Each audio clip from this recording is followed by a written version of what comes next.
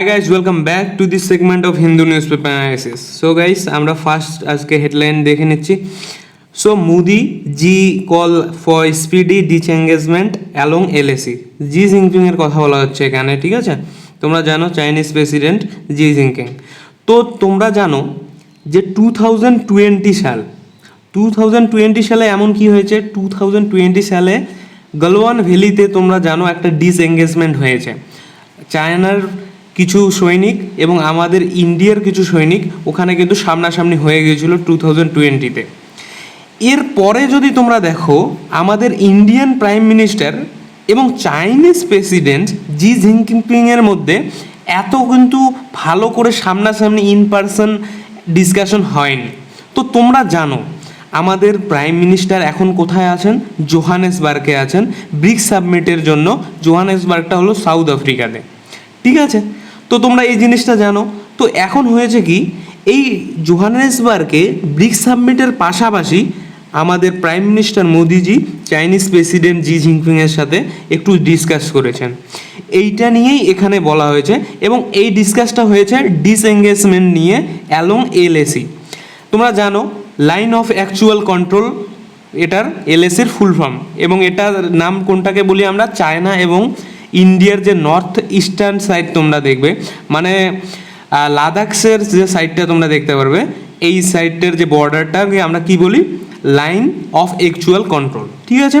তো এই line of actual কন্ট্রোলের যে ডিসএঙ্গেজমেন্ট নিয়ে এইটা নিয়ে কিন্তু ডিসকাস হয়েছে নরেন্দ্র মোদী এবং এবং চাইনিজ প্রেসিডেন্ট জি জিনপিংয়ের মধ্যে, ঠিক আছে?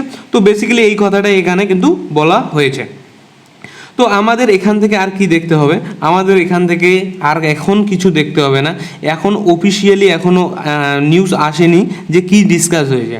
তো আমাদের এক্সাম পার্সপেক্টিভে না ওগুলো পড়তে হয় না, আমাদের পড়তে হয় যখন এটার ধরো ফুলফিল মানে ডিসকাশনটা কি হয়েছে ওটা যখন এসে যাবে তখন আমরা ভালো করে ডিসকাস করব। বাট এটা আজকের হেডলাইনে ছিল, আমি তাই বলে দিলাম, ঠিক আছে? তো সাইডে তোমরা আরেকটা নিউজ দেখতে পারো, Chandrayaan rover has began mobility operation শেষ ইসরো। তোমাদেরকে বলে দেবো আগেই, তোমরা যারা যারা আমার কালকের ভিডিওটি দেখোনি, তোমরা কালকের ভিডিওটি ফার্স্টেই আমি এটা নিয়ে আলোচনা করেছি, তো ওটা নিয়ে আগে দেখো, নাহলে তোমরা এখানে বুঝতে পারবে না। তো তোমরা জানো যে ওখানে পৌঁছে গেছে চন্দ্রয়ান-3, আমাদের সাকসেসফুল ল্যান্ড হয়ে গেছে। তো কালকে আমি তোমাদের সব ডিটেলসে বলেছি। তো এখন আমরা কিন্তু মানে কথা বলা চলছে যে ওখান থেকে রবার ল্যান্ডার বিক্রম থেকে রবারকে আমরা নাম দিয়েছি প্রজ্ঞান।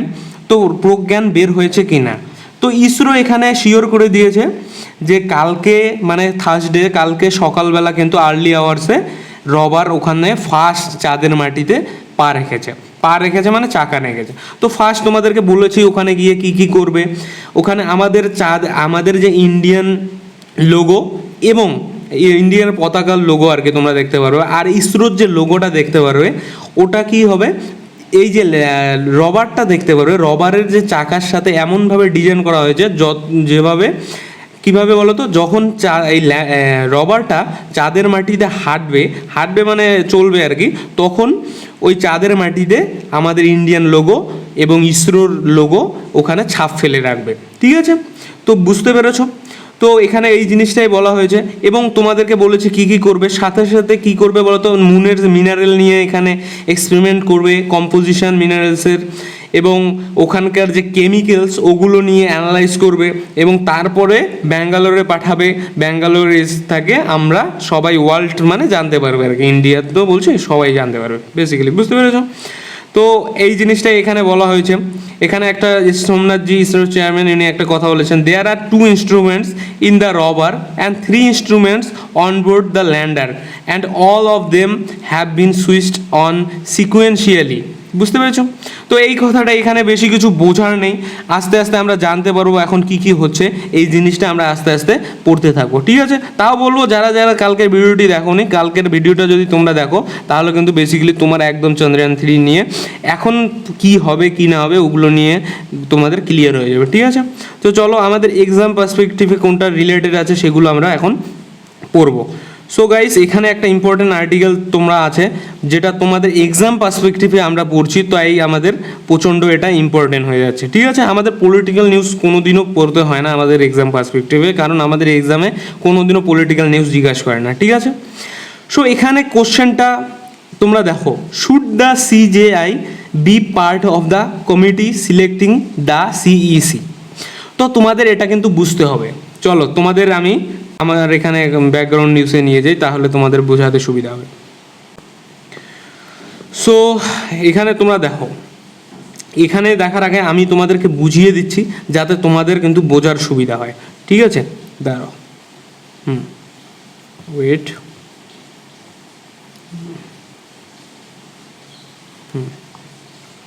চলো দেখো গাইস, তোমরা জানো ইসিআই কি, ইলেকশন কমিশন অফ ইন্ডিয়া। এটা কি করে? এটা আমাদের ইন্ডিয়ার মধ্যে ন্যাশনাল এবং যত স্টেট যে লেজিসলেচার আছে ওগুলোর কিন্তু ভোট ফ্রি এবং ফেয়ারভাবে কন্ডাক্ট করায়। এবার তোমরা বলবে ন্যাশনাল লেজিসলেচার মানে তোমরা দেখতে পারবে এখানে পার্লামেন্টের লোকসভা এবং রাজ্যসভার ভোট কন্ডাক্ট করায়। তারপরে যদি তোমরা দেখো প্রেসিডেন্টের, তারপরে দেখতে পারবে ভাইস প্রেসিডেন্টের, এবং আর যেটা স্টেট লেজিসলেচার তোমাদের যেটা বললাম তার মানে লেজিসলেটিভ অ্যাসেম্বলি। কোনটা? মানে স্টেটের লেজিসলেটিভ অ্যাসেম্বলি, মানে আমরা যেটা বলি বিধানসভা বলি না, এই বিধানসভার ভোটও কিন্তু কন্ডাক্ট করায় ECI, election commission of India. তো এই ইলেকশন কমিশন অফ ইন্ডিয়ার না তোমরা দেখতে পারবে একজন চিফ ইলেকশন কমিশনার হয়, চিফ ইলেকশন কমিশনার, এবং আদার্স ইলেকশন কমিশনার দেখতে পারবে কিন্তু দুজন। ঠিক আছে, তো এই তিনজন তোমরা দেখতে পারবে ইলেকশন কমিশন অফ ইন্ডিয়ার মেম্বার। তো বেসিক্যালি না এতদিন ধরে যদি তোমরা দেখো এই ইলেকশন কমিশন অফ ইন্ডিয়ার যে মেম্বারগুলোকে ইউনিয়ন গভর্নমেন্ট মানে কেন্দ্র সরকার অ্যাপয়েন্টমেন্ট করে যাচ্ছিল এতদিন ধরে। তো এই জিনিসটা নিয়ে কোশ্চেন ওঠে, কি কোশ্চেন ওঠে যে ইলেকশন কমিশন অফ ইন্ডিয়া যেহেতু আমাদের পুরো ইন্ডিয়াতে ভোট কন্ডাক্ট করায়, তো এইটার ট্রান্সপারেন্সি থাকা কিন্তু খুবই জরুরি। আর ট্রান্সপারেন্সিটা যদি না থাকে তাহলে কিন্তু আমাদের ডেমোক্রেসিতে একটা কোশ্চেন উঠবে। ঠিক আছে, ডেমোক্রেসিতে কিন্তু কোশ্চেন উঠবে। আর যেহেতু ডেমোক্রেসিতে কোশ্চেন উঠবে কেন? কারণ এখানে এই যে তোমরা দেখতে পারলে এর যে মেম্বার্সগুলো দেখবে ইউনিয়ন গভর্নমেন্ট, মানে টোটালটাই ইউনিয়ন গভর্নমেন্ট যাকে যায় তাকে কিন্তু আগে চিফ ইলেকশন কমিশনার বা আদার ইলেকশন কমিশনারকে হিসেবে অ্যাপয়েন্ট করে দিত। তো এই জিনিসটা কোথায় যায়? সুপ্রিম কোর্টে যায়। সুপ্রিম কোর্টে যখন যায় তো তোমরা একটা জিনিস দেখতে পারবে, জুডিশিয়ারি কিন্তু এক্সিকিউটিভের কাজে কিন্তু মানে হাত দিতে পারবে না, আবার এক্সিকিউটিভ কিন্তু জুডিশিয়ারির কাজে কিন্তু হাত দিতে পারবে না। ঠিক আছে, তো তোমরা জিনিসটা বোঝো, যখন সুপ্রিম কোর্টের কাছে এই জিনিসটা নিয়ে যায়, সুপ্রিম কোর্ট কি বলে দেখো, এখানে মার্চে তোমরা দেখতে পারবে সুপ্রিম কোর্ট একটা রায় দেয়, একটা অর্ডার জারি করে। কি অর্ডার জারি করে বলো তো? এই যে তোমরা দেখতে পারলে ইলেকশন কমিশন অফ ইন্ডিয়া এর যে চিফ ইলেকশন কমিশনার এবং আদার ইলেকশন কমিশনারকে অ্যাপয়েন্টমেন্ট করতে না এখন তিনজন এখানে থাকবে, তিনজন মিলে একটা কমিটি তৈরি করে এরা এদের অ্যাপয়েন্টমেন্ট করবে ইসিআই এর মেম্বারদের। কারা কারা থাকবে এখানে তোমরা দেখো, সিজেআই থাকবে, আমি এখানে লিখে দিচ্ছি দেখো, আমাদের প্রাইম মিনিস্টার অবশ্যই থাকবে, আর লোকসভার অপোজিশন থাকবে, আর থাকবে হলো সিজেআই মানে তোমরা দেখতে পারছো chief justice of India of supreme court. তো এই রায়টা দিয়েছে, প্লাস সাথে কিন্তু আর একটা কথা বলেছে, এই রায়ের সাথে বলেছে যতদিন না পর্যন্ত পার্লামেন্ট এই ইলেকশন কমিশন অফ ইন্ডিয়ার মেম্বার অ্যাপয়েন্টমেন্ট নিয়ে যতদিন ল না বানায় ততদিন এই নিয়মটা চলবে। এই যে এরা তিনজন মিলে ওদের অ্যাপয়েন্টমেন্ট করার কাজ করবে। দেখো এই কথাটা কিন্তু মনে রাখবে, যতদিন না পর্যন্ত পার্লামেন্ট ল বানায় এটা নিয়ে। কারণ তোমরা যদি কনস্টিটিউশন দেখো 324 আর্টিকেলে তোমরা দেখতে পারবে যে এই ইলেকশন কমিশন অফ ইন্ডিয়া একটা কনস্টিটিউশনাল বডি মানে কনস্টিটিউশনে তোমরা এর উল্লেখ দেখতে পারবে। তো এই কনস্টিটিউশনে লেখা আছে 324 আর্টিকেলে যে ইলেকশন কমিশন অফ ইন্ডিয়ার মেম্বারকে অ্যাপয়েন্টমেন্ট করা নিয়ে যে কোনো ল বানাতে পারে পার্লামেন্ট, ঠিক আছে। তো এই জন্যে এই অর্ডারটা জারির সাথে সাথে সুপ্রিম কোর্ট বলেছে যে যতক্ষণ না পর্যন্ত পার্লামেন্ট ইলেকশন কমিশন অফ ইন্ডিয়ার মেম্বার নিয়ে কোনো ল বানায় ততদিন এই নিয়মটা চলবে। এই তিনজন মিলে ইলেকশন কমিশন অফ ইন্ডিয়ার মেম্বারকে অ্যাপয়েন্টমেন্ট করবে। তো দেখো এখন তো গভর্নমেন্টের মাথা ঘুরে যাওয়ারই কথা, কিন্তু কারণ গভর্নমেন্টের এইখানে সিজিআই হাত দিচ্ছে, সিজিআই কিন্তু হাত দিচ্ছে না, কারণ তোমরা দেখতে পারবে এখানে বলে দিয়েছে যতদিন না পর্যন্ত পার্লামেন্ট ল বানাচ্ছে। তো ঠিক আছে, তো গভর্নমেন্ট এখন পার্লামেন্ট তৈরি করে একটা ল ইন্ট্রোডিউস করেছে, তোমরা দেখতে পারবে অগাস্টের 10 তারিখ, এই যে অগাস্ট মাস চলছে, এই অগাস্টের 10 তারিখ একটা বিল কিন্তু ইন্ট্রোডিউস করেছে রাজ্যসভাতে, ঠিক আছে। কি বিল ইন্ট্রোডিউস করেছে সেটা দেখি। এই যে তোমরা দেখলে ইলেকশন কমিশন অফ ইন্ডিয়ার মেম্বারদের তোমাদের কে কে সুপ্রিম কোর্টের রায় অনুযায়ী ছিল, সুপ্রিম কোর্টের রায় অনুযায়ী ছিল পিএম প্লাস লোকসভার অপোজিশন লিডার প্লাস তোমরা দেখতে পারবে কি বলে সিজিআই, ঠিক আছে, মানে চিফ জাস্টিস অফ ইন্ডিয়া। এখন গভর্নমেন্ট একটা ল বানিয়েছে যেখানে কে কে থাকবে, দেখাও আমি দেখাচ্ছি। পিএম থাকবে মানে প্রাইম মিনিস্টার আমাদের, ঠিক আছে, প্লাস লোকসভার অপোজিশন মিনিস্টার। তো এটা তো তোমরা সেমই দেখতে পারছো, হ্যাঁ পিএম লোকসভা অপোজিশন মিনিস্টার এখানেও আছে। কিন্তু তোমরা এখানে একটা জিনিস পার্থক্য দেখতে পারবে, সিজিআই মানে chief justice of India supreme কোর্টের বদলে এখানে দেখতে পারবে ক্যাবিনেট মিনিস্টার। ক্যাবিনেট মিনিস্টার দাঁড়াও ওয়েট আর মুছে গেল, যাই হোক তোমরা দেখতে পারবে এখানে পিএম থাকবে প্লাস লোকসভার opposition minister plus cabinet minister তোমরা দেখতে পারবে, ঠিক আছে। ক্যাবিনেট মিনিস্টারটা কারা? Cabinet minister council of minister, সেটা দেখতে পারবে কিন্তু কেন্দ্র সরকারি লোক। যে কোনো তোমরা দেখতে পারবে যে কোনো ফিনান্স মিনিস্টারকেও রাখতে পারে, হোম মিনিস্টারকেও রাখতে পারে, এক্সটার্নাল মিনিস্টারকেও রাখতে পারে, পিএমের খুশি। তো এইখানে তোমরা দেখতে পারবে সেম কাজই তো হচ্ছে এখানে, ইউনিয়ন গভর্নমেন্ট কেন্দ্র সরকারেরই তো মানে এখানে হারটা বেশি তোমরা দেখতে পারবে, কারণ কেন্দ্র সরকারের 2 জন লোক আর লোকসভার অপোজিশন লিডার এখানে 1 জন দেখতে পারবে। মানে কেন্দ্র সরকার যা বলবে তাই হবে, যাকে অ্যাপয়েন্টমেন্ট করার কথা আসবে তাকে অ্যাপয়েন্টমেন্ট করবে। সেম তো এখানে ইস্যুটা কী রইলো, মানে বাকি কি থাকলো, তাই না? তো তোমরা কিন্তু এই জিনিসটা এখানে কিন্তু দেখতে পারবে বেসিক্যালি। তো এই জিনিসটা অ্যাপয়েন্ট নিয়ে এখানে কিন্তু সমস্যা চলছে। চলো এখানে নিউজে তোমরা কোশ্চেনটা যদি এখন তোমরা দেখো বুঝতে পারবে, should the CJI be part of the committee selecting the CEC. মানে সিজেআই এই chief justice of India supreme court যে রায়টা দিয়েছে, এই সিজেআই কি এই কমিটির মানে এই চিফ ইলেকশন কমিশন অফ ইন্ডিয়ার মেম্বার অ্যাপয়েন্ট করাতে থাকা উচিত কি উচিত না, এই জিনিসটা কিন্তু কোশ্চেনটা উঠছে এখন। তো তোমরা যদি বেসিক্যালি আমাকে জিজ্ঞাসা করো তাহলে আমি বলবো দেখো, কারণ পার্লামেন্টের কাছে 324 আর্টিকেল নিয়ে এখানে দেওয়া হয়েছে এক্সিকিউটিভকে, মানে পার্লামেন্টকে পাওয়ার দেওয়া হয়েছে যে কোনো ল বানাতে পারে। এবং লটা যদি তোমরা দেখো, ল যাবে প্রেসিডেন্টের কাছে, আর প্রেসিডেন্ট অবশ্যই সাইন করে দেবে এবং লটা কিন্তু অবশ্যই পাস হয়ে যাবে। যদি মানে যেহেতু ইন্ট্রোডিউস হয়েছে অবশ্যই পাস করার জন্য ইন্ট্রোডিউস করেছে, তাহলে অবশ্যই পাস হয়ে যাবে এবং এটাই কিন্তু নিয়ম হবে। সিজিআই কিন্তু এখানে নাক গলাতে পারবে না, কারণ তোমরা জানো কলেজিয়াম সিস্টেম তোমরা শুনেছো। কলেজিয়াম সিস্টেম মানে কি? কলেজিয়াম সিস্টেম তোমরা দেখতে পারবে আমাদের জুডিশিয়াল সিস্টেমে। কলেজিয়াম সিস্টেম হলো এমন একটা সিস্টেম যেখানে চিফ জাস্টিস অফ ইন্ডিয়া থাকবে সুপ্রিম কোর্টের, প্লাস সিনিয়র মোর 4 জন জাজ থাকবে, 4 জন সিনিয়র অফ মোস্ট জাজ থাকবে সুপ্রিম কোর্টের। এই 5 জন মিলে যাকে চায় তাকেই কিন্তু সুপ্রিম কোর্ট অফ ইন্ডিয়ার চিফ জাস্টিস বানায় পরের জন্য, ঠিক আছে।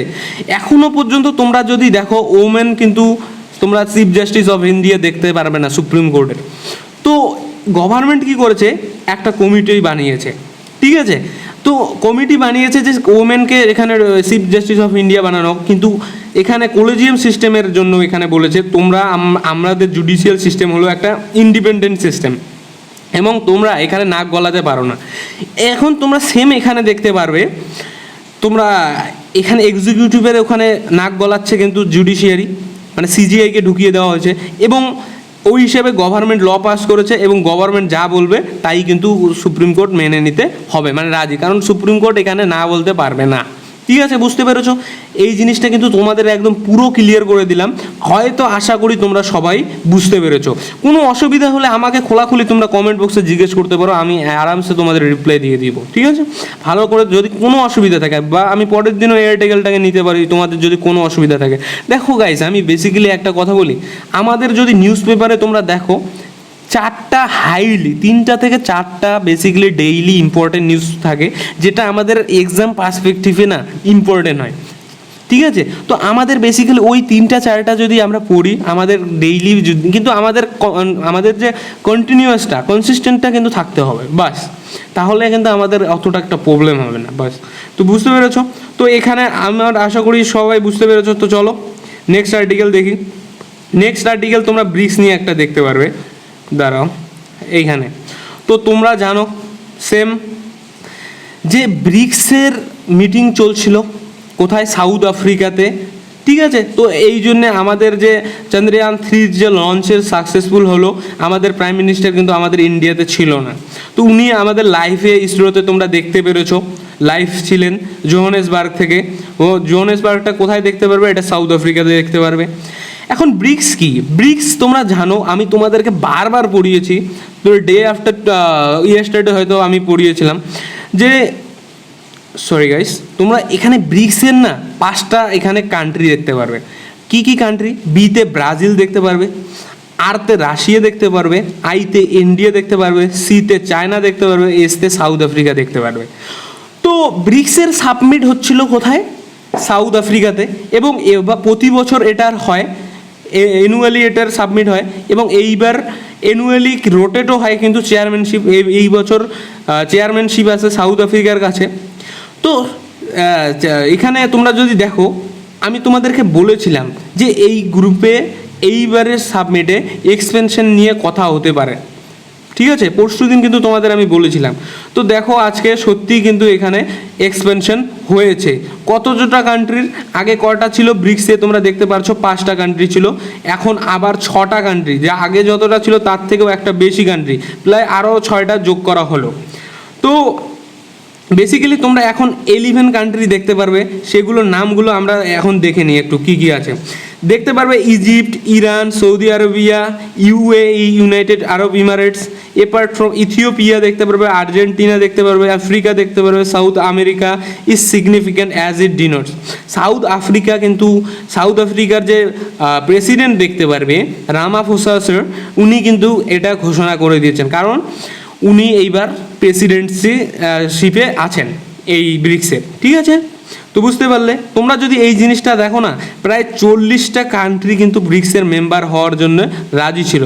তারপরে যদি তোমরা দেখো, প্রায় মানে একদম রাজি ছিল প্রায় 22টা কান্ট্রি, তার মধ্যে কিন্তু এখানে তোমরা দেখতে পারবে 6টা কান্ট্রিকে কিন্তু নেওয়া হয়েছে। ঠিক আছে, তো বুঝতে পারলে এখানে আর একটা জিনিস তোমরা ইম্পর্টেন্ট, এখানে যেটা জিনিস তোমরা দেখবে, দেখো এই যে ব্রিক্সের যে এক্সপেনশন করা হলো না, এটাতে আমাদের লাভ কী হবে? এটাতে যদি তোমরা লাভ দেখো না, তোমরা ইউএন জানো, ইউএন কি? United Nations.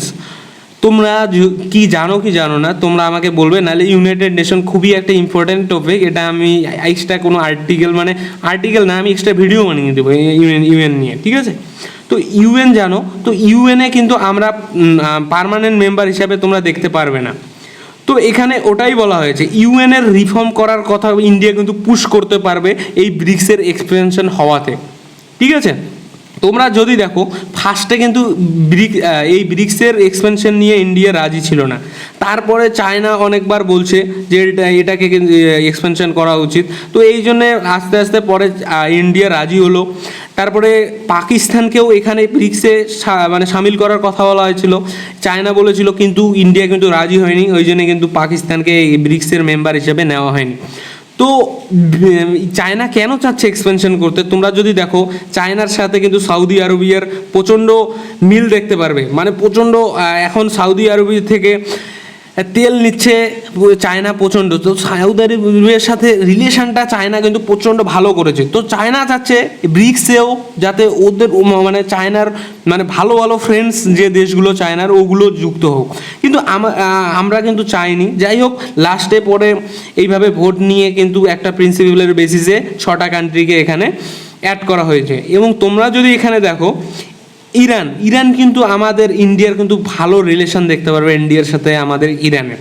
বেসিক্যালি তোমরা যদি দেখো ইন্ডিয়ার সাথে ইরানের যে প্রেসিডেন্ট মানে একসাথে কিন্তু মিটিংও করেছে, ঠিক আছে। তো এখানে বুঝতে পারলে এখানে একটা জিনিস আমাদের দেখতে হবে, ইউনাইটেড নেশন ইউএনএসসিতে না আমরা নন পার্মানেন্ট মেম্বার হিসেবে আছি। ইউএনএসসিতে তোমরা দেখতে পারবে 5 জন একদম পার্মানেন্ট মেম্বার, ঠিক আছে, এবং 15 জন তোমরা দেখতে পারবে নন পার্মানেন্ট মেম্বার। তো বেসিক্যালি আমরা চাচ্ছি কি এই যে গ্রুপটা ইউএনএসসি, ঠিক আছে, এই ইউএনএসসি গ্রুপটাকে কিন্তু মানে এক্সপেনশন করা হোক লাইক ব্রিক্স। যখন এক্সপেনশন করা হবে তোমরা দেখতে পারবে তখন কিন্তু আমাদের একটা পয়েন্ট পাবো, এবং কি পয়েন্ট পাবো সেটা আমি তোমাদেরকে ব্যাকগ্রাউন্ড নিউজে বলছি যে ইউএনএসসিতে যদি আমরা যাই আমাদের কি লাভ হবে, ঠিক আছে। তো চলো এখানে কিন্তু আমাদের একটু ইউএনএসসি নিয়ে পড়তে হবে গাইস। তো ইউএনএসসি নিয়ে তোমাদের এখানে আমি বলে দিচ্ছি, দেখো দাঁড়াও। তো একটা কোশ্চেনও আছে প্রিলিমসে 2009 সালে একটা কোশ্চেন এসেছিল তো ইউএনএসসি নিয়ে। তো আমরা ইউএনএসসি নিয়ে আমরা পরে পড়ছি, এটা এই ইউএনএসসি নিয়ে পড়ার পরে এটার কোশ্চেনটার রিপ্লাই আমরা দিব, ঠিক আছে। তো হোয়াট ইজ ইউএনএসসি? তো ইউএনএসসি হলো কি, আগে ইউএনএসসি নিয়ে জানি। ইউএনএসসি যদি তোমরা দেখো, ইউএনএসসি হলো আমাদের ইন্টারন্যাশনালি একটা গ্রুপ দেখতে পারবে। ইন্টারন্যাশনালের অনেক দেশ এখানে মানে মেম্বার, পার্মানেন্ট মেম্বার এবং নন পার্মানেন্ট মেম্বার হিসেবে আছে। তো ইউএনএসসি কী করে, ম্যান্ডেট এবং মেনটেন করে ইন্টারন্যাশনাল পিস, মানে আমাদের ওয়ার্ল্ডে পিস মেনটেন করার জন্য ইউএনএসসির দরকার। সিকিউরিটির জন্যও ইউএনএসসি মেনটেন করতে কাজে লাগে। Is the enterprise of global multilateralism করার জন্যও ইউএনএসসি এখানে মেনটেন করছে। ইন্টারন্যাশনাল ইউএনএসসি পিস মেনটেন করছে, সিকিউরিটি মেনটেন করছে এবং মাল্টিলিটারালিজম গ্লোবালি ও মেনটেন করছে, তোমরা দেখতে পারবে, ঠিক আছে। ইউএনএসসিকে কবে প্রতিষ্ঠিত করা হয় এবং ইউএনএসসি না একটা মেম্বার দেখতে পারবে ইউএনের, তোমাদের যেটা বললাম ইউনাইটেড নেশনস।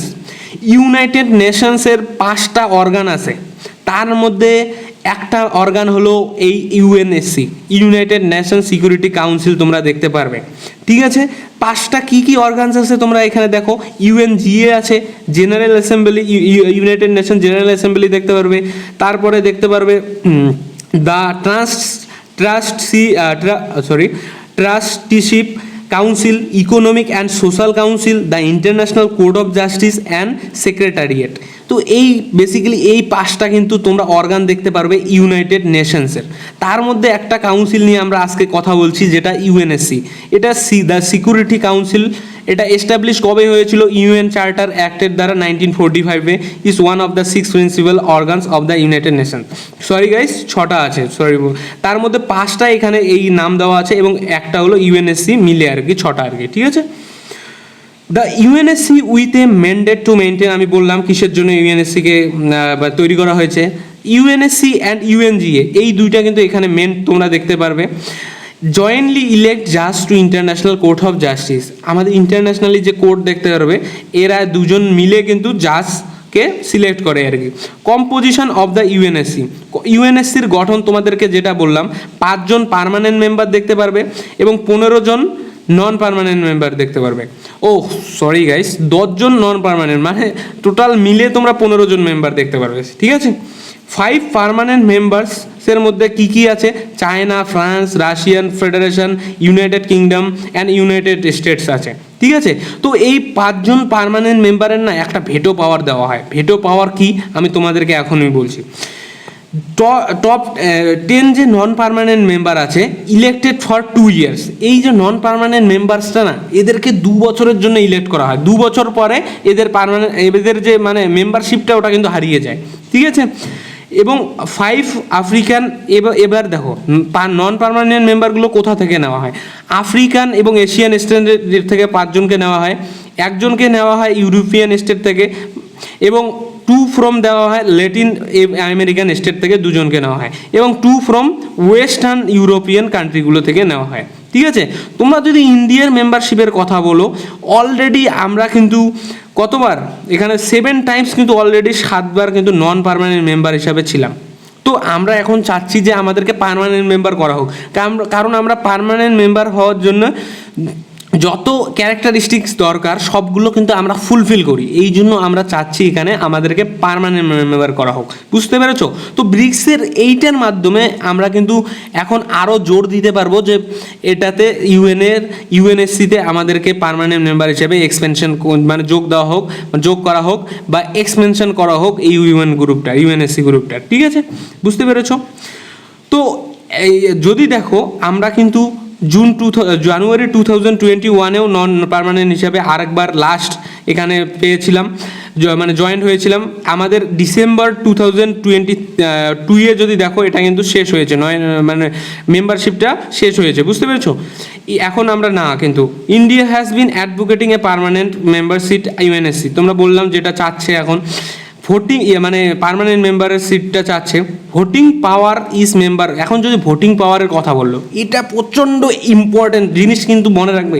ঠিক আছে, ভোটিং পাওয়ারের যে জিনিসটা তোমরা দেখতে পারবে, এই যে 10 জন কিন্তু এখানে মানে বাড়া ভাতে জল ঢেলে দেওয়া বলি না, তো ওই জিনিসটা কিন্তু এখানে দেখতে পারবে। 10 জন যে নন পার্মানেন্ট মেম্বার আছে, এখানে যখন ভোট নেওয়া হয় কোনো একটা জিনিস নিয়ে, তখন 10 জন মেম্বারের কিন্তু একটা কান্ট্রির বা একটা, কারণ তোমরা যদি দেখো উপরে একটা জিনিস তোমাদেরকে দেখায় আগে, এই যে তোমরা এখানে দেখতে পারলে না, কোথায় গেল, ওয়েট, এই যে জিনিসগুলো তোমরা দেখতে পারলে, আফ্রিকান এবং এশিয়ান স্টেট থেকে 5 জন, মানে কি জানো, আফ্রিকান এবং এশিয়ান যত স্টেট আছে তাদের রিপ্রেজেন্টেটিভ হিসেবে 5 জন কান্ট্রিকে পাঠানো হয়। ইউরোপিয়ান স্টেট থেকে 1 জন কান্ট্রিকে এখানে রিপ্রেজেন্টেটিভ হিসেবে পাঠানো হয়। কার? ইউরোপিয়ান স্টেটের, ইউরোপিয়ান যে স্টেটটা আছে মানে কন্টিনেন্টটা আছে তার কিন্তু রিপ্রেজেন্টেটিভ হিসেবে পাঠানো হয়। এইভাবে এইগুলো কিন্তু রিপ্রেজেন্টেটিভ হিসেবে দেশগুলোকে পাঠানো হয়। বুঝতে পেরেছো? তো এখন তোমাদের এখানে চলো ভোটিং পাওয়ারটা আমরা যেখানে আসি আর কি, ভোটিং পাওয়ারটা। তো তোমাদের যেটা বললাম 10 জন নন পার্মানেন্ট মেম্বারের একটা করে ভোট হয়। এখন তোমরা দেখতে পারবে 5 জন যে পার্মানেন্ট মেম্বার ওটারও কিন্তু একটা করে ভোট হয়। কিন্তু তোমরা যদি একটা জিনিস দেখো এখানে, তোমাদের একটু আগে বলেছি মনে আছে ভেটো পাওয়ার, এই ভেটো পাওয়ারটা কিন্তু দেওয়া আছে এই 5 জন পার্মানেন্ট মেম্বার। ধরো কোনো একটা জিনিস নিয়ে চর্চা হচ্ছে যে এটা কী হওয়া উচিত কি হওয়া উচিত নেই, এখানে 10টা ভোটই পাওয়া গেল নন পার্মানেন্টের। এখানে যদি নন পার্মানেন্ট, হ্যাঁ পার্মানেন্টের যদি কথা বলি, তাহলে 5টা ভোটের মধ্যে 4টা ভোট পাওয়া গেল, একটা ভোট পাওয়া গেল না, মানে ওই জিনিসটা কিন্তু ক্যান্সেল হয়েছে, ওই রেজলিউশন আর হবেই না, ওখানে আর উঠবেই না ওই রেজলিউশনটা। বুঝতে পেরেছো? এটাই হলো ভেটো পাওয়ার। ভেটো পাওয়ার মানে কি, এই পার্মানেন্ট মেম্বার যদি একজনও রাজি না হয় তাহলে ওইখানে ওই জিনিসটা নিয়ে আর কথাই হবে না, বাস এটাকেই ভেটো পাওয়ার বলে। তাহলে বুঝতে পারছো পার্মানেন্ট মেম্বারের পাওয়ারটা এখানে। ঠিক আছে, তো এই জন্যই পার্মানেন্ট মেম্বারের সিট চাচ্ছে আমাদের ইন্ডিয়া। তো এখানে বলা হচ্ছে no vote from 1/5 permanent member blocks the passage of the resolution, ওই কথাটাই বললাম। রেসপন্সিবিলিটিস যদি দেখো, UNSC broker peace by helping parties reach an agreement through mediation, মানে ধরো দুটো কান্ট্রির মধ্যে মানে ঝামেলা হচ্ছে, মেডিয়েট মানে দুজনের মাঝখানে গিয়ে এখানে পিস শান্তি করার কাজ করে কে? এই ইউএনএসসি। এটার দায়িত্ব তোমরা দেখতে পারবে। Dispatching UN mission or requesting the UN secretary general to settle the dispute, এইরকম অনেক ডিসপিউট জেনারেল ইউএন যে এসজি ওগুলোর মধ্যে ডিসপিউট মানে যে সংঘর্ষগুলো হয় ওগুলো কিন্তু সেটেল করার কাজ করে UNSC. It can also vote to extend amend or mission mandate, তো এইখানের যে নিয়মগুলো হিসেবে চলে ওগুলো অ্যামেন্ড করার এবং এইখানে ভোট এক্সটেন্ড মানে মেম্বারশিপ ঢোকানোর কাজও কিন্তু এখানে করতে পারে UNSC. What are the issues with UNSC? আজকাল যদি তোমরা দেখো ইউএনএসসির সাথে অনেক ইস্যুজ হচ্ছে। কী কী ইস্যুজ হচ্ছে আমি বলে দিচ্ছি। লস অফ রিলেভেন্স, এটা না ঠিক মতো কাজ করতে পারছে না, এটার রিলেভেন্স যেটার জন্য বানানো হচ্ছে ওটা নিয়েই এখন কাজ করতে পারছে না। যেমন তোমরা একটা সামনাসামনি রিজন দেখতে পারবে, এইখানে যদি রাশিয়া এবং ইউক্রেনের তোমরা যুদ্ধ দেখো, কোথায় মানে এখানে তো পিস শান্তি করতে পারছে না ইউএনএসসি। তো এই জিনিসগুলো দেখবে, এটা না রিলেভেন্স হারিয়ে ফেলছে। তারপরে দেখতে পারবে আমাদের যদি ইন্ডিয়ার এক্সটার্নাল অ্যাফেয়ার্স মিনিস্টার যদি তোমরা দেখো শ্রী জয়শঙ্কর স্যারজি, উনার কথা অনুযায়ী যদি দেখো, ইউএনএসসি হ্যাজ ন্যারো লিডারশিপ, এখানে ন্যারো লিডারশিপ তোমরা দেখতে পারো, এ need for a new approach. এখন যে পুরনো অ্যাপ্রোচ হিসেবে চলছে, এখন ওটাকে নিউ অ্যাপ্রোচ হিসেবে চলতে হবে। Hence a call to push for refresh button, মানে রিফ্রেশ বাটন মানে তোমরা দেখতে পারবে এখানে রিফ্রেশ করার কথা বলা হয়েছে, যাতে রিফ্রেশ করতে পারবে, মানে নিউ যে অ্যাপ্রোচে চলে এটাকে রিফ্রেশ করা, মানে এদের যে মেম্বারশিপ ওখানে নিউ মেম্বারশিপ আনা হোক, মানে এইভাবে কিন্তু রিফ্রেশ করার কথা এখানে বলা হয়েছে। লেস রিপ্রেজেন্টেটিভ, তোমরা যদি দেখো এখানে রিপ্রেজেন্টেটিভ কিন্তু খুব কম আছে। আমাদের যে এই দিকের কান্ট্রিগুলো দেখো, মানে নর্থ, ইস্ট, ওয়েস্ট, সাউথ, তো তোমরা নর্থের যেই যদি দেখো, ওয়েস্টের যদি দেখো, তোমরা তারপরে ইস্টের যদি দেখো, তোমরা দেখতে পারবে কিন্তু সাউথের দিকে কিন্তু সব থেকে কম, সাউথের কান্ট্রিগুলোর রিপ্রেজেন্টেটিভ কিন্তু খুব কম দেখতে পারবে। এই জন্য ইন্ডিয়া চাচ্ছে সাউথের কান্ট্রিগুলির পক্ষ থেকে ইন্ডিয়াকে পার্মানেন্ট মেম্বার করা হোক। এই জিনিসটাও কিন্তু দেখতে পারবে, লেস রিপ্রেজেন্টেটিভ এখানে দেখতে পারবে, ঠিক আছে। Miss use of veto power, veto পাওয়ারের না যখন তখন মিস ইউজ করা হচ্ছে। যখন চায়না রিলেটেড কোনো কথা আসছে, যদি দেখো চায়না রিলেটেড কি, তাইওয়ানের সাথে চায়নার ঝামেলা আছে, তাইওয়ান রিলেটেড যদি কোনো এখানে রিজলিউশন আনা হয় ইউএনএসসিতে, চায়না ভেটো পাওয়ার ইউজ করে দিচ্ছে। চায়না যদি একবার না বলে তাহলে ওখানে আর ওটা নিয়ে আলোচনাই হবে না।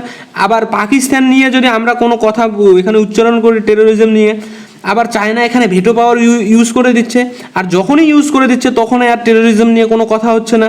বুঝতে পারছো তো ব্যাপারটা? তো এইটাই হলো ভেটো পাওয়ারের মিস ইউজ বলা হয় যেটাকে, বুঝতে পেরেছো?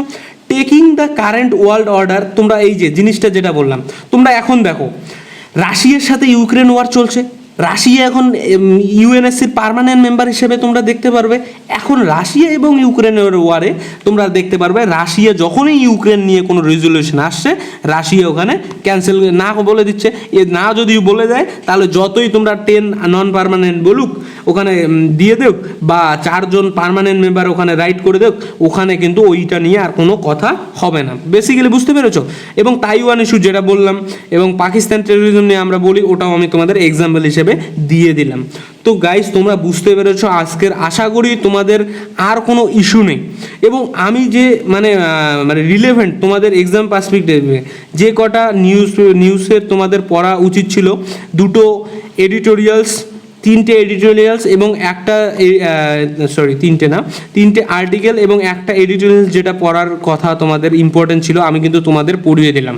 গাইস এর থেকে তোমাদের এক্সাম পার্সপেক্টিভে আর এখানে আশা করি এখানে আর তোমাদের কিছু পড়তে হবে না। এবং তাহলে আজকের জন্য বিদায় নিই তাহলে, ঠিক আছে গাইস, চলো তাহলে, টাটা, জয় হিন্দ।